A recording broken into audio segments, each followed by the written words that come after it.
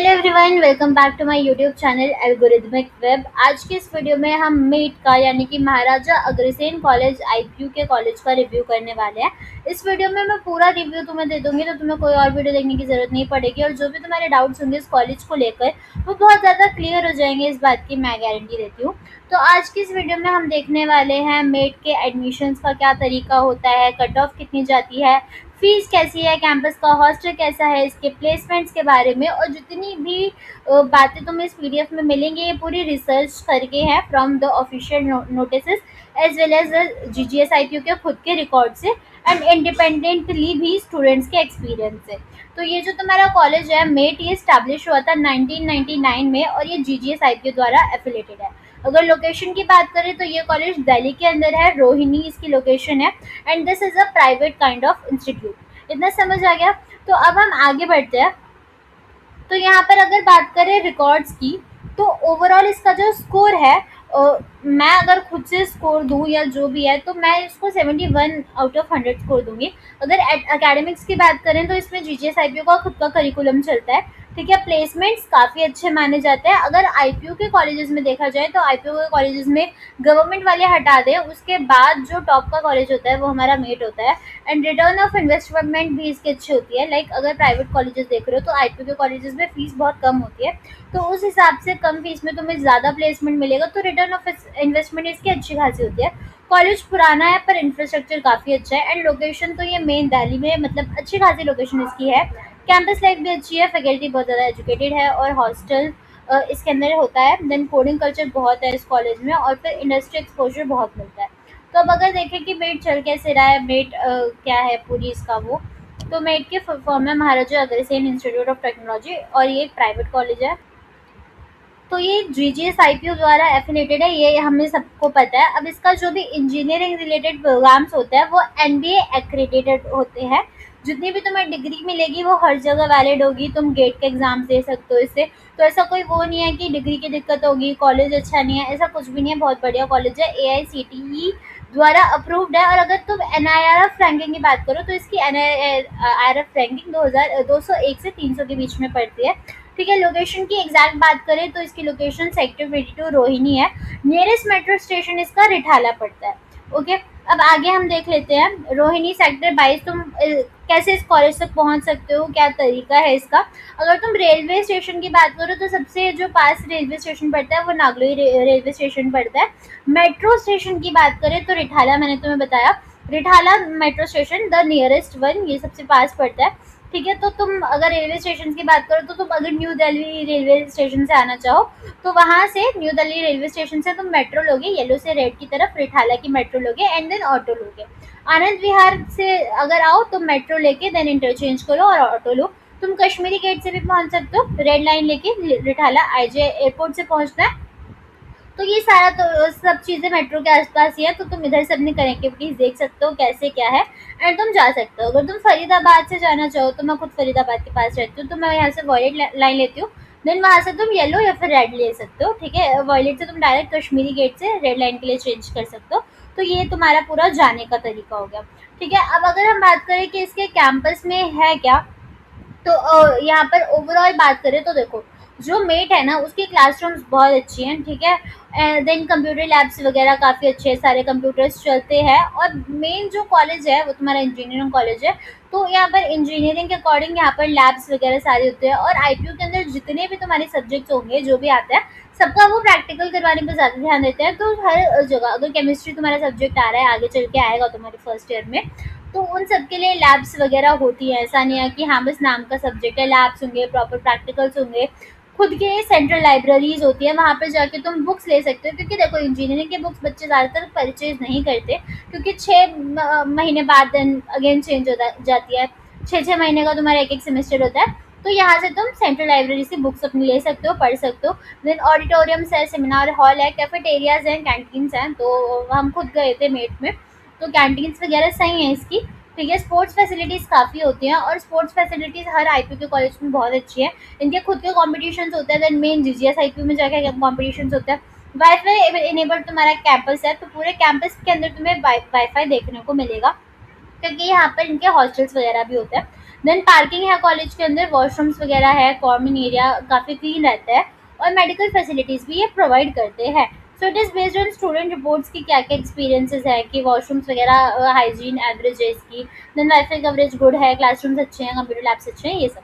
तो अब हम मेन चीज़ की बात कर लेते हैं कि इस कॉलेज के अंदर अगर तुम एक पर्टिकुलर ब्रांच प्रेफर करो या क्या तरीका है, लाइक अगर तुम कैसे तो जा सकते हो, एंड बाकी सारी चीज़ें कि कितना पोटेंशियल है इसका, प्लेसमेंट रिकॉर्ड्स कैसे होते हैं। ठीक है, तो अभी इसकी बात कर लेते हैं ब्रांचेस की, देन हम आपको फिर रैंकिंग का बताएंगे।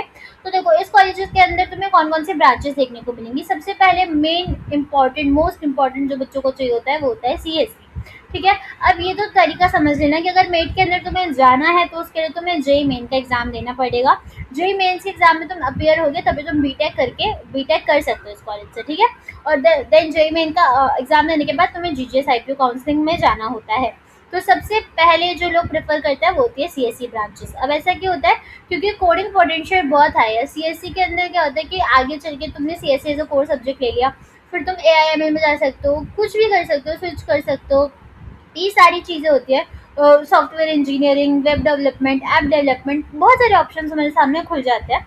ठीक है, तो सीएससी की बहुत ज़्यादा पोटेंशियल है। अगर तुम इस कॉलेज से सीएससी करते हो तो प्लेसमेंट रेशियो सीएससी का सबसे ज़्यादा होता है। ठीक है, एंड देन यहाँ पर अगर बात करें आईटी की, इंफॉर्मेशन टेक्नोलॉजी, अब क्या होता है, जिन बच्चों को सीएससी नहीं मिलता वो सोचते हैं आईटी क्या है। तो देखो, सीएससी और आईटी बिल्कुल सेम है। लास्ट में वो भी तुम्हारा जो 8th सेमेस्टर होगा तब जाके 2-3 सब्जेक्ट्स का तुम्हारा डिफरेंस होता है, बाकी सीएससी और आईटी वालों के सारे सब्जेक्ट सेम होते हैं। तो आईटी का भी सेम रिकॉर्ड होता है प्लेसमेंट्स का, और मोस्टली जो कॉलेजेस में क्या होता है, जो कंपनी सीएससी वाले बच्चों के लिए आ रही है वो आईटी वालों को भी बिठाएगी। नाउ अब क्या हो रहा है, पहले कॉलेजेस में स्पेशलाइजेशन नहीं होती थी, बट अब कॉलेजेस ने स्पेशलाइजेशन दे दी, जैसे कि CSE AIML। अब इसमें क्या होगा, सीएससी के कोर सब्जेक्ट्स तुम्हें पढ़ाए जाएंगे, पर साथ में AIML की नॉलेज तुम्हें दी जाएगी। तो it is also good thing. ठीक है, इन सबका प्लेसमेंट काफ़ी अच्छा होता है। ECA तक का भी क्या होता है, देखो CSE AI DS ये सब सीएससी के अंदर ही आता है। तो अब जो कंपनी सीएससी के लिए आ रही है वो इन सारे बच्चों को प्लेसमेंट में बैठने देगी। ठीक है, तो अगर कोई कंपनी 40 LPA के लिए सीएससी स्टूडेंट्स के लिए आ रही है तो उनमें आईटी वाले भी एलिजिबल होंगे, AIML वाले भी होंगे, AIDS वाले भी होंगे। अब बात करते हैं ECE की। तो देखो, ECE क्या है ना, कि ECE में थोड़ा होता है कि तुम्हारा कोडिंग वगैरह सब कुछ होता है, पर इनमें थोड़ा इलेक्ट्रिकल वाली चीज़ें भी ज़्यादा होती है, जैसे सेमीकंडक्टर्स वगैरह हो गया। ECE में बच्चा चाहे तो कोडिंग की तरफ जा सकता है या फिर अपने कोर में भी जा सकता है, बट ये होता है कि थोड़ा सा हार्ड होता है। इसमें सेमीकंडक्टर से बहुत सारी चीज़ें ऐसी आती हैं जो थोड़ी सी डिफिकल्ट होती है। तो इस हिसाब से अगर बात करें तो डिफिकल्टी मीडियम से हाई लेवल ही होती है। बट कोडिंग पोटेंशियल क्या होता है कि अभी आईपीयू के कॉलेज में ECE वगैरह के लिए कम कंपनीज आ रही है, मतलब कंपनीज आती हैं पर उतनी नहीं जितनी सीएससी और आईटी के लिए। और अगर कोई कंपनी सीएससी के लिए आ रही है तो ECE वाले बच्चे उस प्लेसमेंट में नहीं बैठ सकते। ठीक है, तो ECE वालों के लिए फिर स्पेसिफिकली आती है, उनमें ECE वाले बैठते हैं। तो ऐसा होता है। तो अगर तुम्हारी ये वाली ब्रांचेस है, ECE है, EEE है, इन सबका प्लेसमेंट पोटेंशियल अगर तुम्हें मेट के अंदर मिल रही है ECE या EEE तो ले लो, क्योंकि मेट के अंदर तो बढ़िया है। मेट की खुद की ना एक इमेज है कि आईपीयू का नंबर 1 कॉलेज है। तो मेट के अंदर तुम्हें ECE मिल रहा है, EE मिल रहा है, ले लो। मेट के अंदर अगर तुम्हें मैकेनिकल मिल रहा है या ऑटोमेशन इंजीनियरिंग मिल रहा है तो इफ तुम्हें इंटरेस्ट है तो तुम ले सकते हो। बट अगर तुम्हें मैकेनिकल पढ़ने में कोई इंटरेस्ट नहीं है और तुम्हें बस ऐसा है तो फिर मैं सजेस्ट करूँगी कि मत लेना। अगर लोअर कॉलेज में इससे अच्छी ब्रांच मिल रही है तो देन ब्रांच को प्रेफरेंस देना, क्योंकि कॉलेज 4 साल साथ देगा, ब्रांच तुम्हारी पूरी ज़िंदगी भर चलेगी। ठीक है, क्योंकि तुम्हें फिर जॉब करनी है, स्विच करना है। हर हर कंपनी में पूछा जाता है कि क्या ब्रांच थी तुम्हारी, या फिर अगर तुम बोलो तुम्हारी ब्रांच मैकेनिकल है तो वो पूछेंगे कि फिर तुम आईटी में क्यों आए, इस फील्ड में क्यों आए। तो ऐसी चीज़ें होती है। ओके, तो अब बात आती है कि इतनी डिफरेंट ब्रांचेस में से तुम्हें किनको प्रायोरिटी रखना चाहिए। तो देखो, if you are interested in coding, software में जॉब चाहिए, या ऐसा है कि थोड़ा अच्छा पैकेज लगे या ज़्यादा अपॉर्चुनिटीज़ हो, तो प्रायोरिटी दो सबसे पहले तो सीएससी को। देन अगर आईटी मिल रहा है तो आईटी को, फिर सीएससी एआई, सीएससी डीएस। वैसे सीएससी एआई और डीएस को भी ऊपर रख सकते हो, बट ये थोड़ी न्यू न्यू ब्रांचेज आई है। आईटी वगैरह काफ़ी पहले से हैं, तो उस हिसाब से देख लेना। बाकी सीएससी वालों को तुम पहले प्रायोरिटी रख सकते हो, देन आईटी को। अब तुम्हें थोड़ा इलेक्ट्रॉनिक्स में इंटरेस्ट है और थोड़ा हार्डवेयर वगैरह में तुम काम कर सकते हो, ये वाली चीज़ें हैं, तो तुम ECE या EE लोगे। ठीक है, अब GGS IPO में क्या होता है, इनकी प्लेसमेंट बहुत ज़्यादा अच्छी नहीं होती, बट आगे चल के अगर तुम्हें खुद का कोई स्टार्टअप वगैरह करना है या खुद की कोई ऐसे है कि रिपेयरिंग शॉप खोल लिया है तो तुम इलेक्ट्रॉनिक्स वाली फील्ड में जा सकते हो। अब मैकेनिकल का क्या सीन है, मैकेनिकल लेनी है स्टूडेंट्स को या फिर ईईई की भी अगर बात करें तो इनका प्लेसमेंट काफ़ी कम आते हैं कॉलेजेस में। मैकेनिकल ब्रांचेस हो गई या ईई वाली ब्रांचेस हो गई, या अब नहीं आ रही है, तो मोस्टली स्टूडेंट्स इन ब्रांचेस को तब लेते हैं जब उनको उनका मेन गोल कॉलेज प्लेसमेंट्स नहीं होता। उनका मेन मेन गोल कोई गवर्नमेंट एग्जाम निकालना होता है, किसी यूपीएससी की प्रिपरेशन करनी है या गेट की प्रिपरेशन करनी है, कि बस डिग्री चाहिए और देन आगे चल के फिर उनको कुछ गवर्नमेंट जॉब या ऐसी ऐसी फील्ड्स में जाना है या हायर स्टडीज़ करनी है। तो वो वाले स्टूडेंट्स ज़्यादातर मैकेनिकल ई ऐसी ब्रांचेस को लेते हैं। प्लेसमेंट्स ऐसा नहीं है बिल्कुल नहीं आएंगी, आएंगी एक आध कंपनी आएगी, बहुत ज़्यादा कंपनीज नहीं आती है इन ब्रांचेस के लिए। ठीक है, और अभी तो बहुत जॉब मार्केट वैसे भी ख़राब है, तो बहुत मुश्किल से ऐसा होता है कि मैकेनिकल वाली ब्रांचेस को कंपनीज उठा रही है, तो ये कम होता है। हमारे खुद के कॉलेजेस में मैकेनिकल वाली कंपनीज कम आई थी। तो अब आगे हम देखते हैं कि अब देखो, अगर ऐसा है कि तुम्हें मेट के अंदर ईसीई मिल रहा है और अभी तुम्हारे पास कोई ऑप्शन नहीं है और तुम्हें है कि मेट ही लेना है, कॉलेज का नाम अच्छा है तो मेट चाहिए, तो ऐसे में तुम कंसिडर कर सकते हो मेट को। अगर मेट के अंदर तुम्हें ईसीई मिल रही है, अब क्या होता है कॉलेजेस के अंदर खुद का अपग्रेडेशन एग्जाम होता है जो कि फर्स्ट ईयर के बाद होता है। तो अब क्या होगा कि अगर तुम फर्स्ट ईयर में एडमिशन लेते हो कॉलेज के अंदर,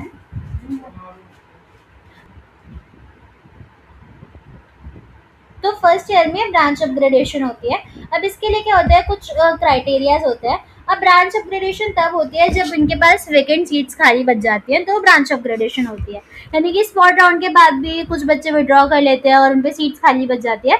तो सपोज तुम्हारे फर्स्ट ईयर के अंदर एग्जाम्स हुए एंड देन तुम्हारी बहुत अच्छी सीजीपी आती है, 9 सीजीपी आ रही है, 9 से ज़्यादा आ रही है, और डिपेंड्स ऑन कितने बच्चों ने अप्लाई करा है ब्रांच अपग्रेडेशन के लिए, ऑन बेस्ड ऑन एवरेज। जैसे बहुत सारे बच्चों ने अप्लाई करा जिनकी 8 से 9 के बीच में जीपी है, तो वो अपनी कट ऑफ 8.5 या 9 रख देंगे। तो ऐसे में जिन बच्चों की वो कट ऑफ क्लियर हो गई, वो ब्रांच अपग्रेड करवा के अपना ईसी से आईटी या आईटी से सीएससी में जा सकते हैं। तो ये कॉलेज का इंटरनल प्रोसेस होता है। ठीक है, तो इसमें कुछ अलग से करने की तुम्हें ज़रूरत नहीं होती, वो खुद ही अपग्रेड कर देते हैं और फिर तुम्हें बता देते हैं कि तुम्हारा अपग्रेडेशन एक्सेप्ट हो गया है और तुम फिर सेकेंड ईयर से अपना न्यू ब्रांच में जा सकते हो। अब इसमें होता क्या है ऐसा, क्योंकि फर्स्ट ईयर के अंदर हर कॉलेज की हर ब्रांच को सेम सब्जेक्ट्स पढ़ाए जाते हैं। जो ईसी वाला इंसान होगा वो भी सेम पढ़ रहा होगा, मैकेनिकल वाला भी सेम पढ़ेगा फर्स्ट ईयर के अंदर। तो ऐसे करके वो बेस्ड ऑन, क्योंकि सारे सब्जेक्ट सेम है, तो बच्चों को वो फिर छाट सकते हैं कि हाँ ये वाले बच्चे थोड़े अच्छा ओवरऑल इन्होंने एक्सेप्शनली अच्छा करा, तो फिर उनकी ब्रांच को अपग्रेड कर देते हैं। But it also depends on vacancy है उन पर या नहीं है। वैकेंट सीट्स हों तो ये वाली चीज़ होती है। ठीक है, अब अगर बात करें कि ओवरऑल जीजीएसआईपीयू की काउंसलिंग चलती कैसे है, तो अभी ऑलमोस्ट ख़त्म भी हो चुकी है, इतना तो पता होगा कि ऑलमोस्ट ख़त्म हो चुकी है। तो होता क्या है कि 2 तरीके होते हैं। एक होता है तुम्हारा, अगर तुम्हें बीटेक नहीं करनी तो फिर तुम्हें आईपीयू को खुद का अलग से एग्ज़ाम होता है, वो देना पड़ता है। बट हम इसमें सिर्फ बीटेक को टारगेट करें तो होगा क्या यहाँ पर कि सबसे पहले तो तुम्हें जीजीएसआईपीयू की रजिस्ट्रेशन करनी होती है। पहले तो जेईई मेन का एग्ज़ाम देना पड़ता है एंड जेईई मेन का एग्ज़ाम इंपॉर्टेंट है। साथ में एक क्राइटेरिया होता है कि जिन बच्चों के पीसीएम में 55% से ऊपर हैं वो ही इस फॉर्म को भर सकते हैं, जीजीएसआईपीयू का खुद का फॉर्म वो भर सकते हैं। तो सबसे पहले जेईई मेन्स का तुम्हारा रिजल्ट आता है, देन जीजीएसआईपीयू की काउंसलिंग की नोटिफिकेशन आती है। इस बार 2026 में यानी कि 3 जून तक में ये नोटिफिकेशन तुम्हारे आई थी, और उसके बाद तुम्हारा रजिस्ट्रेशन और चॉइस फिलिंग का राउंड 1 स्टार्ट हुआ था। अब तुम्हें क्या करना होता है, अगर तुम्हें काउंसलिंग में बैठना है जीजीएसआईपीयू की, तो स्टार्टिंग में इनकी काउंसलिंग की रजिस्ट्रेशन पार्टिसिपेशन फ़ी होती है जो नॉन रिफंडेबल होती है। अब ये फीस होती है 1000 रुपये। तो 1000 रुपये पे करके you are able to take part in the counselling. ठीक है, अब काउंसलिंग में पहला क्या हुआ कि तुमने रजिस्टर करा, उसके बाद नोटिफिकेशन आएगी चॉइस फिलिंग की, तो अपने अकॉर्डिंग तुम चॉइस फिलिंग भरोगे। उसके बाद तुम्हारा चॉइस फिलिंग का रिजल्ट आता है, जो कि इस बार 12 जून को तुम्हारा राउंड 1 का रिजल्ट आया। अब जैसे ही राउंड 1 में रिजल्ट आया और तुम्हें कोई सीट मिली है, तो तुम्हें रिमेनिंग फीस 96,000 रुपीज़ पे करने होता है, और उसके बाद तुम्हारा सीट फ्रीज और फ्लोट का ऑप्शन खुलता है। फ्रीज मतलब क्या होता है कि तुम्हें ये सीट मिली, तुम्हें यही चाहिए तो तुम ले लोगे, वरना तुम सीट को फ्लोट कर सकते हो यानी कि अपग्रेड कर सकते हो। तो अपग्रेडेशन में क्या होता है कि ये सीट तो तुम्हारे पास रहेगी, लेकिन अगर कुछ अच्छी तुम्हें मिल सकती है तो वो तुम्हें राउंड 2 में भेज देंगे। इस तरीके से होता है। उसके बाद तुम्हारे पास डिफरेंट राउंड्स होते हैं, जैसे राउंड 2 हो गया, राउंड 3 हो गया, स्लाइडिंग राउंड हो गया, स्पॉट राउंड हो गया। तो स्लाइडिंग राउंड के बाद तुम्हारा लास्ट जो होता है वो होता है कॉलेज में जाके रिपोर्ट करना। अब स्लाइडिंग राउंड के अंदर क्या होगा कि स्लाइडिंग राउंड में तुम्हारा फिक्स हो जाता है कि हाँ तुम्हें यही मिलना है। अब स्लाइडिंग राउंड में भी बच्चे फ्रीज और फ्लोट कर सकते हैं, तो वहाँ पर क्या होगा, लाइक स्लाइडिंग राउंड में कंफर्म हो जाता है, मोस्टली बच्चे वहाँ पर फ्रीज कर देते हैं अपनी सीट्स को। एंड देन यहाँ पर क्या होगा कि स्लाइडिंग राउंड के बाद तुम कॉलेज में जाते हो, वहाँ अपने डॉक्यूमेंट सबमिट करते हो और उसके बाद अपनी बच्चियों की फीस देते हो और तुम्हारा एडमिशन हो जाता है। कॉलेज वाले तुम्हें आईडी कार्ड दे देते हैं। अब इसके अलावा कॉलेजेस का खुद का एक मैनेजमेंट कोटा भी होता है, जिसकी सारी डिटेल्स वो अपनी वेबसाइट्स पे डालते हैं। तो मेट के अगर तुम्हें मैनेजमेंट कोटा के बारे में पता करना है तो उनकी वेबसाइट पे देख सकते हो तुम। बाकी किसी भी उनकी वेबसाइट्स पे क्लियरली लिखा हुआ है कि किसी भी थर्ड पार्टी ऐप से कॉन्टैक्ट नहीं करना। बहुत सारे लोग एडमिशन के टाइम पे कॉल करके ये बोलते हैं कि हम एडमिशन करवा देंगे, ऐसा कुछ भी नहीं होता। इनकी हर चीज़ मेरिट के बेसिस पे होती है। ये जितना भी प्रोसेस होता है जेई के बेसिस पे, जेई की रैंक के बेसिस पे, ये सारा काउंसलिंग के थ्रू होता है। कोई बीच में अलग से इसका कुछ भी नहीं करवा सकता, कोई एडमिशन्स नहीं करवा सकता। वो एक्स्ट्रा पैसे ले लेंगे और उन्हें पहले ही पता होगा कि तुम्हारी किस ब्रांच में नंबर आने वाला है और वो ये सारा काउंसलिंग वगैरह कर देंगे और बाद में तुम्हारे पैसे लेके चले जाएंगे। तो ये सारी चीज़ों से बचना है, ये इनकी वेबसाइट पे खुद भी लिखा हुआ है। अब अगर बात करें कि किस किस रैंक तक मेट मिलता है, तो वी ऑलरेडी नो कि मेट आईपीयू का बहुत ही ज़्यादा अच्छा कॉलेज कंसीडर होता है, क्योंकि ये सबसे प्रायोरिटी पे लोग इसको रखते हैं, तो इसकी रैंक्स जल्दी जल्दी क्लोज हो जाती है। तो अगर मैं इन जनरल तुम्हें जनरल कैटेगरी के लिए बता रही हूँ और दिल्ली होम स्टेट जिनका है उन लोगों के लिए बता रही हूँ। बाकी तुम देख सकते हो अलग अलग वेबसाइट्स पे भी, यहाँ पे डिफरेंट डिफरेंट वेबसाइट से डेटा लिया गया है, कैडेट 360 से, देन सर्च माई एडमिशन से। तो सीएससी 47,000 पे क्लोज हो जाती है, सीएससी शिफ्ट टू 49,000 तक चलती है। एआईएमएल ये 2024 की क्लोजिंग रैंक्स है, अब थोड़ी चेंज हो गई होंगी। अगर एआईएमएल की बात करें तो 50,000, 55,000।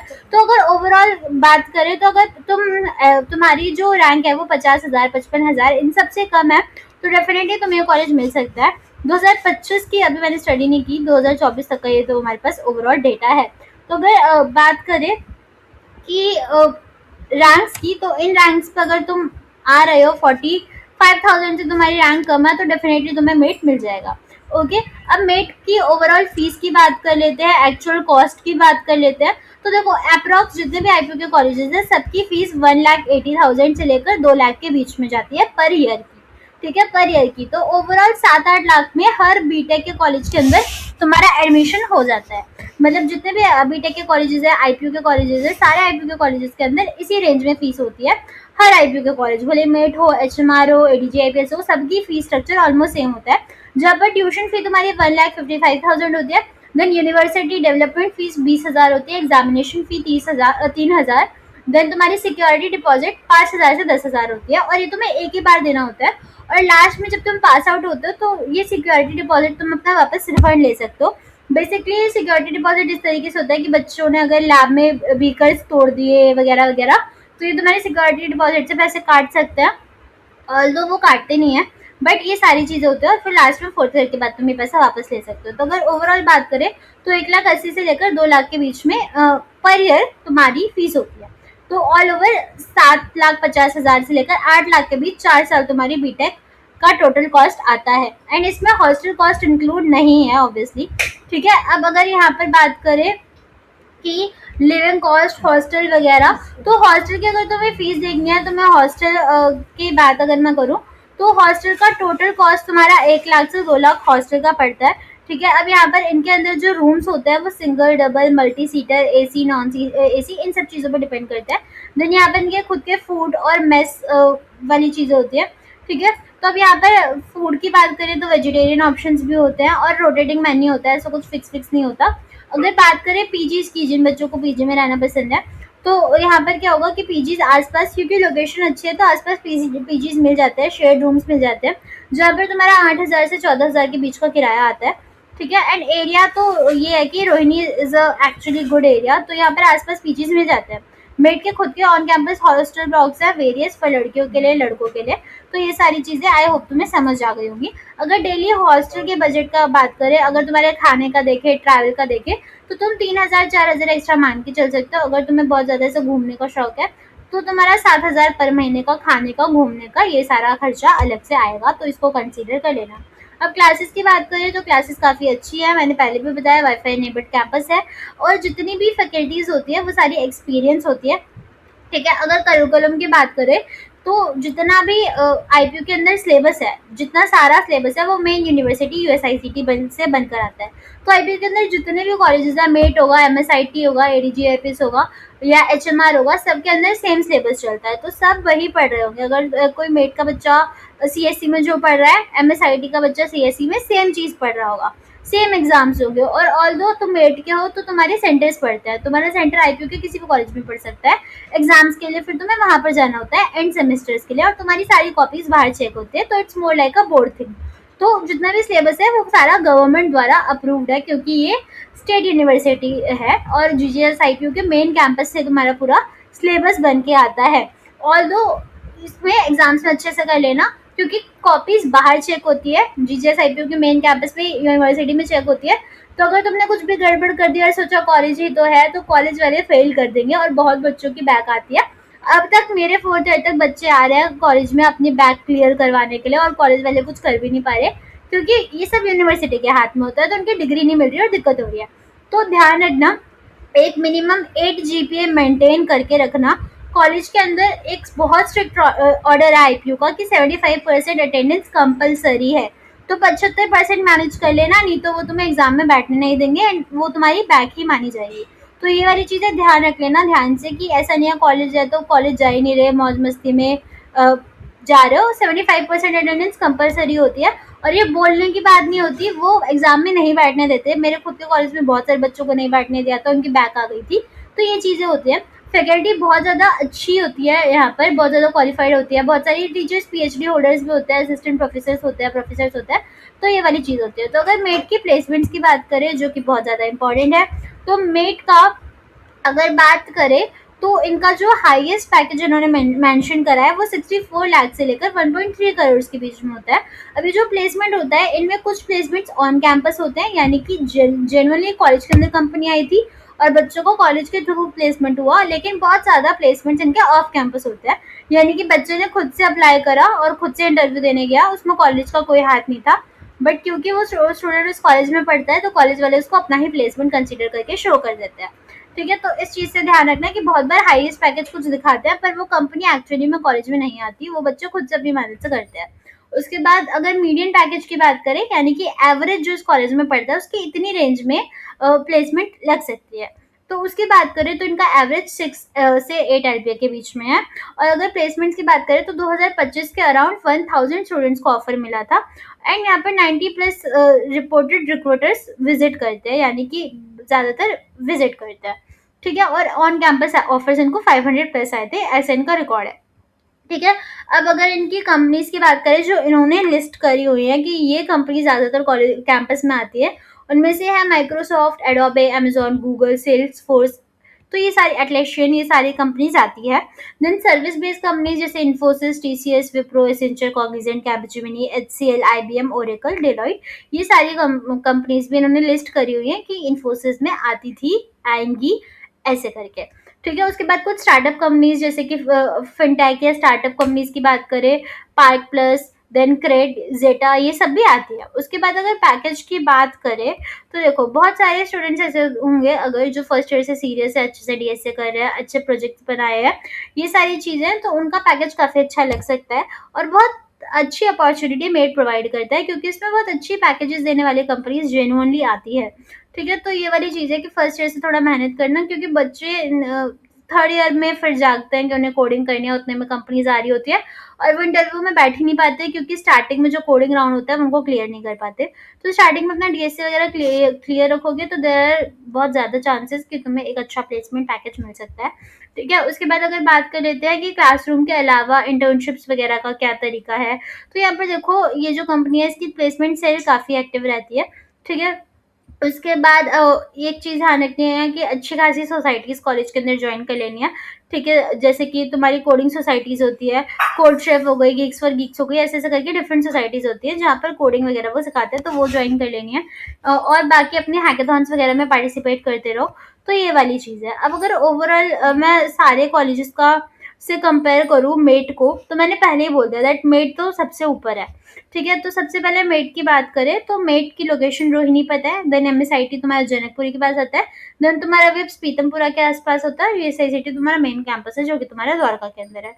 तो ऑल ओवर कोई भी कॉलेज से बहुत ज़्यादा बेटर नहीं होता, इट डिपेंड्स। अगर तुम तुम वो स्टूडेंट हो जो जनकपुरी के आसपास रहता है तो फिर तुम एमएसआईटी को कंसीडर कर लो, क्योंकि इतना फैक्ट प्लेसमेंट्स का नहीं होता, ठीक है।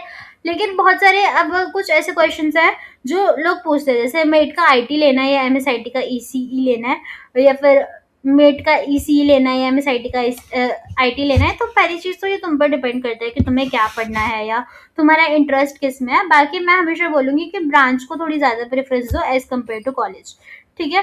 तो अगर बात करें कि मेट वर्थ इट है कि नहीं, तो देखो अगर तुम्हारी रैंक के अकॉर्डिंग तुम्हें कोई और कॉलेज नहीं मिल रहा, एनएसयूटी डीटीयू ये सब नहीं मिल रहा है, तो फिर तुम मेट को कंसीडर कर सकते हो। आईजीडीटीयू अगर तुम गर्ल हो तो आईजीडीटीयू नहीं मिल रहा, तो इन सब केसेस में मेट को ले सकते हो, क्योंकि मेट आईपीयू का टॉप का कॉलेज होता है।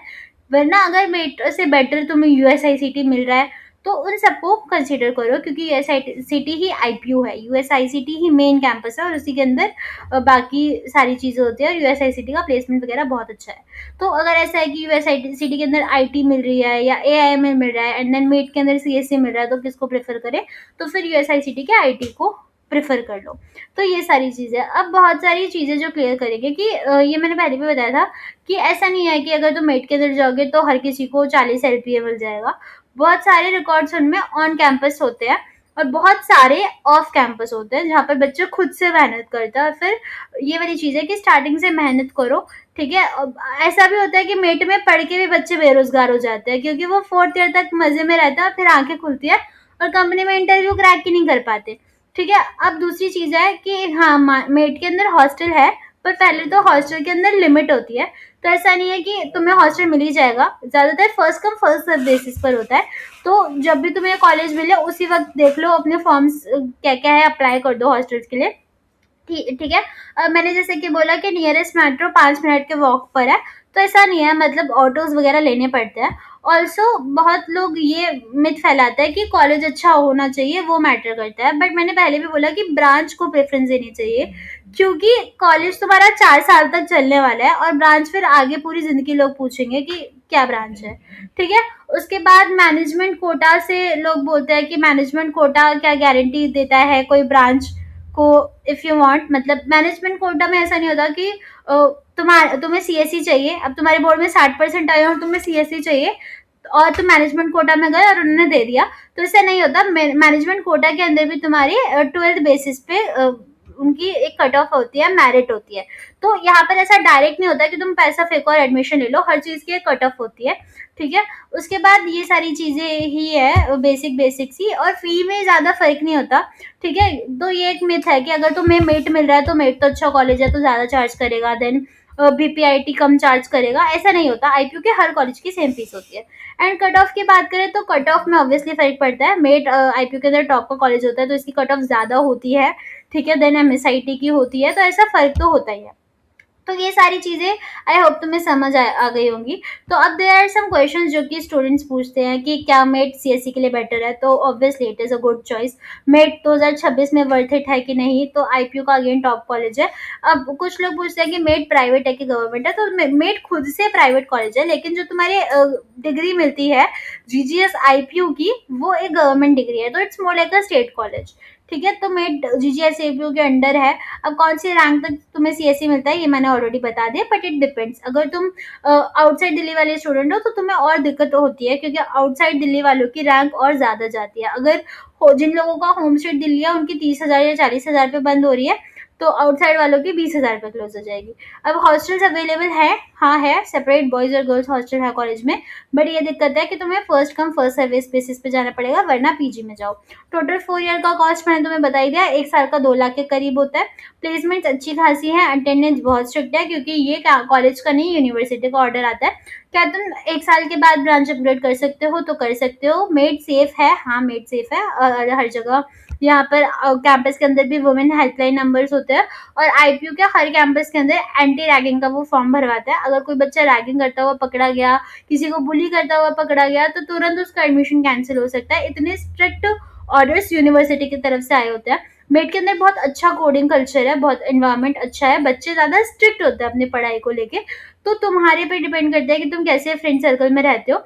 ऑल्दो पूरा जो कोडिंग कल्चर होता है वो अच्छा होता है मेड का, ठीक है, बच्चे सीरियस होते हैं, ठीक है। एवरेज स्टूडेंट्स का प्लेस्ड हो सकता है कॉलेज के अंदर, क्योंकि बहुत ज़्यादा कॉम्पिटिटिव इन्वायरमेंट है, तो वो तुम पे डिपेंड करता है, तुम्हारी प्रिपरेशन पे करता है। कोई भी स्टूडेंट एवरेज नहीं होता, वो तुम पे डिपेंड कर रहा है कि तुम कितना सीरियसली अपनी स्टडीज़ को ले रहे हो।